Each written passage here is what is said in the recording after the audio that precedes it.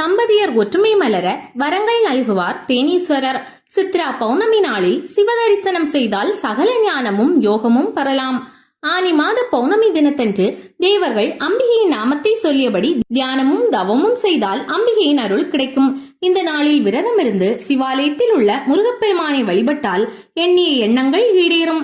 புரட்டாசி மாத பௌர்ணமி நாளில் சிவபெருமானை வழிபடுவது பலவித பாவங்களை போக்கும் என்று புராண கதை கூறுகிறது. ஐப்பசி மாத பௌர்ணமி நாளில் அன்னாபிஷேக வழிபாடு செய்தால் அந்த வருடம் முழுவதும் நல்ல விளைச்சல் இருக்கும், ஊர் செழிக்கும், கவலைகள் வளரும். ஈசனை வழிபடும் பக்தர்கள் மகிழ்ச்சியோடு இருப்பார்கள் என்பது நம்பிக்கை. ஐப்பசி பௌர்ணமி மட்டுமின்றி சித்திரை முதற்கொண்டு 12 மாதங்களிலும் வரும் பௌர்ணமி திருநாளில் சிவபெருமானுக்கு சிறப்பு வழிபாடுகள் நடைபெறும் தலம் இருகாலூர். கொங்கு நாட்டை அக்காலத்தில் 24 உட்பிரிவு நாடுகளாக பிரித்திருந்தனர். 24 நாடுகளில் ஒடுவங்க நாடும் ஒன்றாகும். ஒடுவங்க நாட்டில் உள்ள 15க்கும் மேற்பட்ட ஊர்களில் இருகாலூர் என்ற இந்த ஊரும் ஒன்று.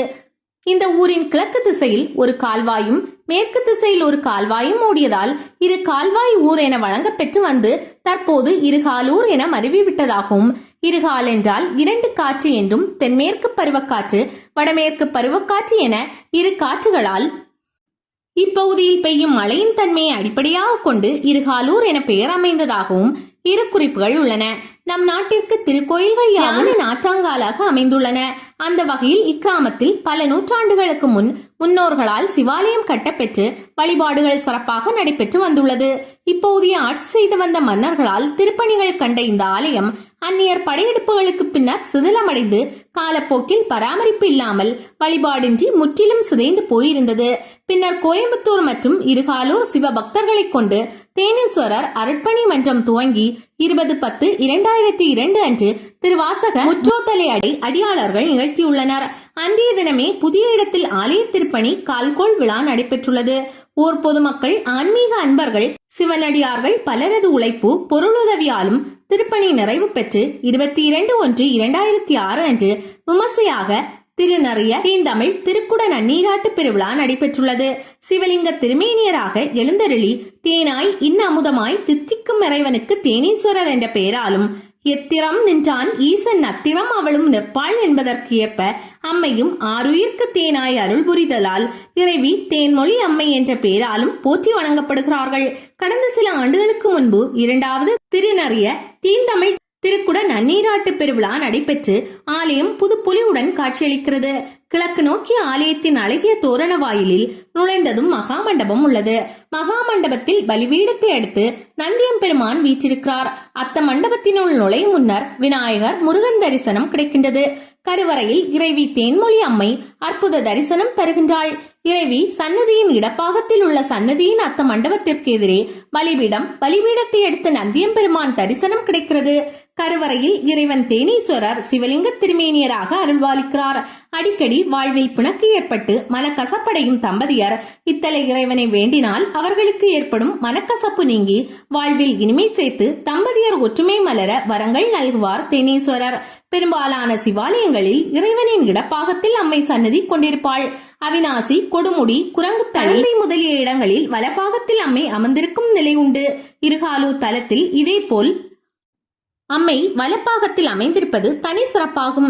இத்தல அம்மனை திருமணமாகாத பெண்கள் வெள்ளிக்கிழமை நாளில் வழிபட்டு வந்தால் திருமண தடை நீங்கி விரைவில் மகப்பேர் கிட்டும். கர்ப்பிணி பெண்கள் வேண்டிட அவர்களுக்கு சுகப்பிரசவம் ஆகும்படியும் அவர்கள் கருவை காத்து ரட்சிக்கும் வரத்தையும் வழங்கிடுவாள் அம்பிகை என்கின்றனர் பெண் பக்தர்கள்.